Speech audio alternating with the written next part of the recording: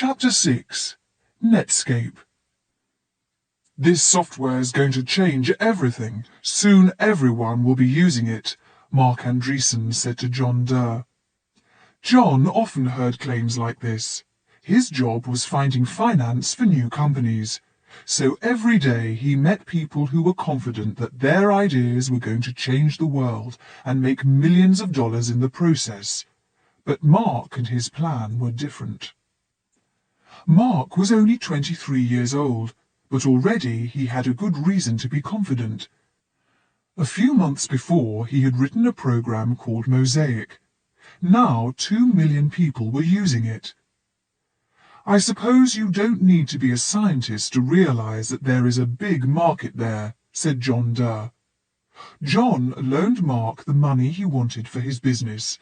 Mark's company would soon be the fastest-growing firm in history. Everything would soon change on the Internet. Tim Berners-Lee had invented the World Wide Web, which made the Internet easy to use. But it was equally important that the law of the Internet had changed. Until 1992, John Durr's idea of an Internet market was not just ambitious, it was actually illegal. The Internet was built with US government money, and the government did not allow anyone to make a profit from it. This changed in November 1992, when President Bush signed a law that allowed commercial use of the network. Soon there were many hundreds of new businesses on the web. It became the most fashionable topic for the business pages of the world's newspapers. The web was so popular, it must be the future of business. Billions of dollars would surely follow. The problem was that before Mark Andreessen came along, no one had found a way to make very much money from an Internet business. 2 years before Mark Andreessen walked into John Durr's office, he was not planning to change the world. He was working at a boring, low-paid job because he needed the cash. Mark worked at the University of Illinois. There he wrote software for very large mainframe computers, enormously powerful machines that are mainly used to solve very difficult problems in science and engineering. But Mark did not find the work interesting. In fact, he was very bored. "This kind of computing is dying," he often said to his friend Eric Bina. "It really should be dead already. PCs are the way forward." While Mark programmed the mainframes, he also spent lots of time playing on the Internet. Mark and his friends at the university all loved the new World Wide Web, but Mark also believed it could be better. There were no pictures on web pages, and the browser still needed typed commands. It did not have the kind of interface that personal computers had made popular. By this time, nearly all PCs drew windows, menus, and buttons on their screens. These represented files, commands, and processes, so the user could control the computer very easily, without typing lines of strange numbers and letters. One night, very late, Mark decided to do something about this. "At the moment, the web's just a tool for researchers and scientists," he said to his friends. "You need to be a computer programmer if you want to use it, but it could be so much better." "How?" his friends asked. "The web needs a human face. I'm going to do a browser that looks like a PC program, that works like one as well, so that anyone can use it." "Do we really need it? We know how the net works." "But we're all programmers. The web is full of things for programmers, but there's nothing there that a normal person would want to see." "What do you mean, normal?" "I mean the web should have music and art and news and everything."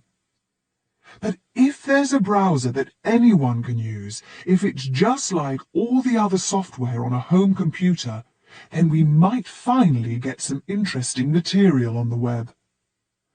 Mark decided that the browser would be called Mosaic, and he persuaded his friend Eric Bina to join the project. They were a good team. Eric was a brilliant programmer, while Mark had the ideas and drove the project forward. Mark was an unusual engineer because he had many interests outside computing. He saw how good the Mosaic browser could be because it was just the sort of program that he wanted to find out more about music, literature and politics. Mark and Eric worked day and night for months. Sometimes they worked for 4 days without a break, then slept for a day. Their attitude spread to some of their friends at the university who joined the project to make sure that Mosaic would run on many different types of computer. Mosaic's human face for the Internet had 2 main features that made the program different from previous browsers. First, users did not have to type commands when they wanted to follow links, as they did in Tim Berners-Lee's browser. Instead, users of Mosaic could just point to words that were shown in a different color or style to the rest of the text. Second, and most important, Mosaic could show pictures. Everyone who saw the result loved it. It was like turning radio into television. Mark and Eric put Mosaic on the university's network at the start of 1993. It spread like a forest fire, and Mark quickly saw that they could make money from something that was so popular. The number of Mosaic users went from the original 12 to 100, to 1,000, to 10,000, to somewhere around 1 million by the end of 1993. So you didn't need a lot of imagination to realize that if this growth continued, it was soon going to be up to 5 or 10 million people. That starts to be an interesting commercial opportunity. Mosaic was creating enormous excitement among Internet users, and it was actually causing the World Wide Web itself to grow. People suddenly realized, here's the most convenient way possible to share information, says Mark. In some cases, it was very useful information that they needed to share anyway. In some cases, it was just because they wanted to, and that still continues. Suddenly, almost anyone with a computer could create a home page, a personal document that can be seen by everyone on the World Wide Web. There are home pages about almost everything imaginable, from politics, religion, and the state of the world, to the author's meetings with creatures from other planets. It costs almost nothing to make a home page, and any home page can be seen by an audience of many millions. Some people worried about this new situation, including Tim Berners-Lee. In the summer of 1993, Tim met Mark and complained about Mosaic. "Why did you put pictures in it? That was a really bad thing." "What's the problem?" said Mark. "Don't you like pictures?" "Of course I do, but look what's happening. All the home pages and pictures of everyone's pets, it all takes up space. That isn't what the web is for." "I like pictures," said Mark. "Lots of people like them. What's the problem? Don't be so serious about it. It's just fun." Mark thought that the people at CERN were mainly interested in the web as a research project. They did not really see it as a practical tool that many other people could use for lots of different purposes. But that was why Mark had written Mosaic, to make the web useful and fun for people who were not scientists or engineers. Mark and his friends enjoyed the success of the Mosaic browser, but they did not like what happened next. John Mittelhauser, one of Mosaic's original programmers, came running to see Mark one day in December 1993. He was obviously angry. "Have you seen this?" he shouted, holding the business pages of the New York Times. "What is it?" Mark asked. "It's today's Times. There's a big story on Mosaic." "That's good, isn't it?" "No, it isn't. From the story you'd think that someone else wrote the program. Look." Mark read the newspaper. The story contained a big photograph of their boss at the university. It was long and enthusiastic, saying that mosaic was so different and so obviously useful that it could create a new industry. But there was no mention of Mark or of any of the other programmers who had created mosaic without any help from the university. "You see," said John, "before mosaic, the bosses didn't know who we were. It was just us making plans at 2 o'clock in the morning over pizzas and cokes. Now they're taking over." John Mittelhauser was right. Their bosses at the university began to take over the project. The programmers suddenly found themselves in meetings with 40 people planning their next features. But none of the programmers thought that the bosses really understood the program or its achievements. Mark had a theory about why the university bosses were interested in mosaic. "They're getting millions of dollars per year in government money for mainframe computing," he told Eric Biener, "and no one really wants to use mainframes anymore. So they've got two choices. They can give up the government money, or they can find something else to do. But you know that if you work at a university, you never give up government money, so you look for something else to do." They saw mosaic and took it over. Mark saw that he would not be in control of mosaic if he stayed at the university. He left Illinois and went straight to Silicon Valley in California, the home of America's computer industry.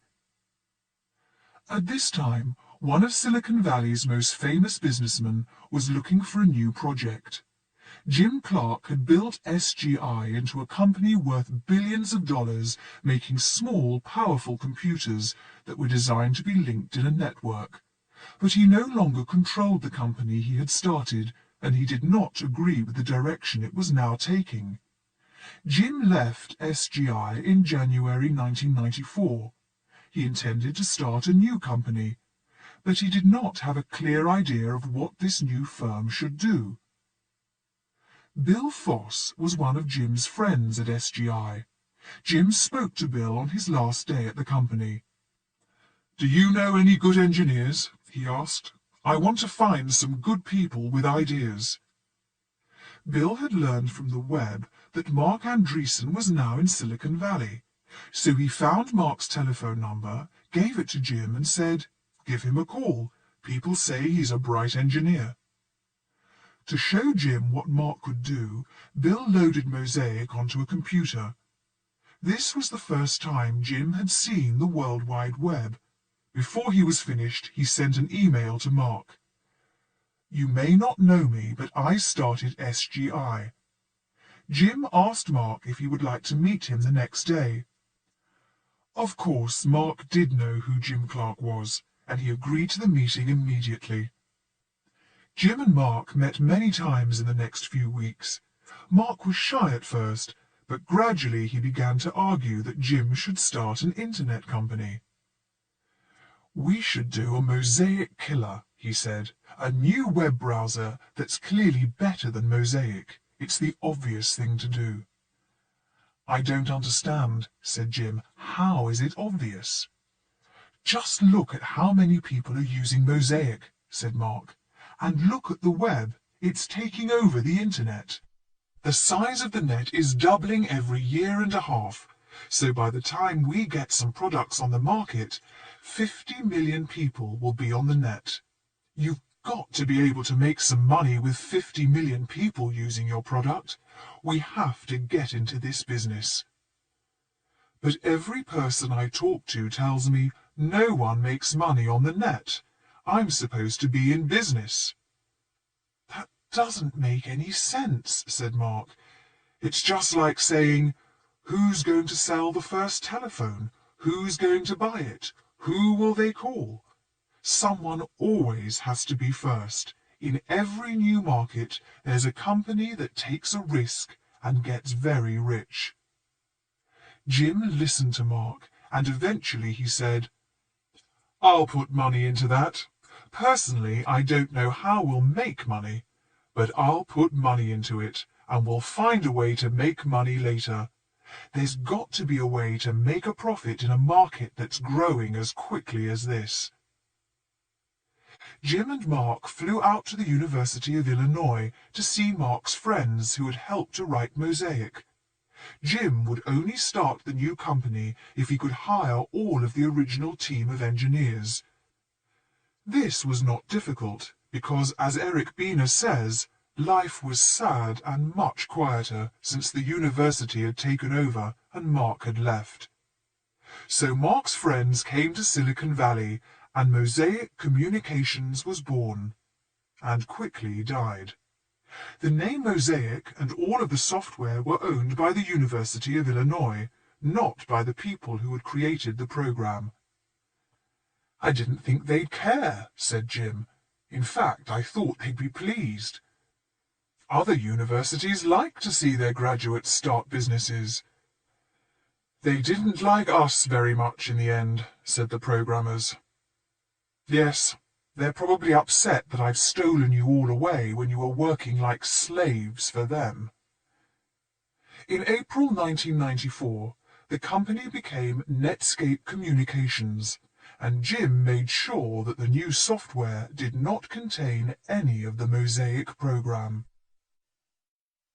The engineers had to write a new browser and a new web server, the program that sits on a distant computer and delivers web pages to browsers. Both programs had to be faster than Mosaic with more features. They also had to crash less often than Mosaic. When a program crashes, it freezes so that it cannot be used anymore. Sometimes the computer must be switched off and on again. Mosaic crashed all the time, and Jim Clark was not pleased. "This is terrible. I can't sell something like this. Would you buy a car that drove off the road every half an hour?" "Don't worry," said John Mittelhauser, trying to calm Jim. "We were students when we wrote it. We were just having fun. We weren't thinking about quality." "Well, think about quality now," said Jim. The engineers began to work. For a time they seemed to do nothing except work. "People are often there for 48 hours without a break, just writing software," Bill Foss said to Jim Clark. Bill had just been hired at Netscape, and he was amazed by the atmosphere at the company. "I've never seen anything like it." Mark Andreessen's positive attitude was a big force driving the work. He walked around saying, "I have a dream. I have a dream. We will succeed in the end. We are fighting a war and we will win." But Mark was not the world's best manager. Jim Clark spoke to him. "Mark, you know you're the heart and soul of this project. You work more hours than anybody else. You're great at thinking of new ideas. You're very good at knowing what's important. You can take 40 different pieces of information and put them together." "Thanks," said Mark. "But these are very different skills from managing engineers. You're not a good manager." "That's not true," said Mark. "I'm actually a terrible manager." "Then would it be okay with you if I hired some professional managers so you can concentrate on what you're good at?" "Please, that would make me very happy," said Mark. But he continued to work harder than anyone else at Netscape. He enjoyed the work more than anything else. His office, where he often slept, was a mess, full of every book in the world that he believed could help with this project. Many of the books were about Bill Gates, the world's richest man, in control of the world's most successful company. All of Bill Gates's power was built on Microsoft's control of the operating system for IBM personal computers. Mark wanted to know how to be a great businessman, and he felt he could learn from Gates. He thought that the main lesson was that at first, it is more important to persuade people to use your products than to make money from them. Microsoft only began to charge high prices and make enormous profits after the IBM PC had taken over the personal computer market. So Mark decided that Netscape's browser would be free to non-commercial users. Only businesses would have to pay for it. "We have to persuade everybody to use the browser," Mark said to Jim. "That's the way to give the company a fast start. It's a Microsoft lesson, right? If everyone uses your product, you've got a lot of possibilities, a lot of ways to make money from that. Market share now equals income later, and if you don't have the market share now, you're not going to get the income later. Whoever gets the market share wins." Mark believed that the web would be like the market for PC software. In a market like this, there has to be just one single big winner. Mark wanted Netscape to be the winner on the World Wide Web. On the 13th of October 1994, the new software was put on the web. The engineers stayed up all night with beer and pizza to watch as the downloading began. Downloading is making copies of files from the internet. Within an hour, their computer had crashed because demand for the software was so great. In a few weeks, almost everyone on the World Wide Web was using Netscape's software. The browser, called Navigator, was much faster than its competitors. It could also show more interesting pages because it added new features to the HTML language.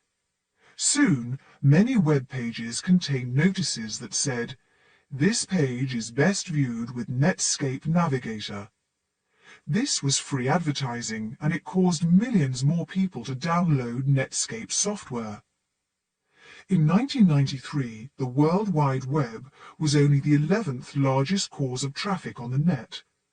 By the summer of 1995, it was number one, mainly because there were more than 10 million Netscape users.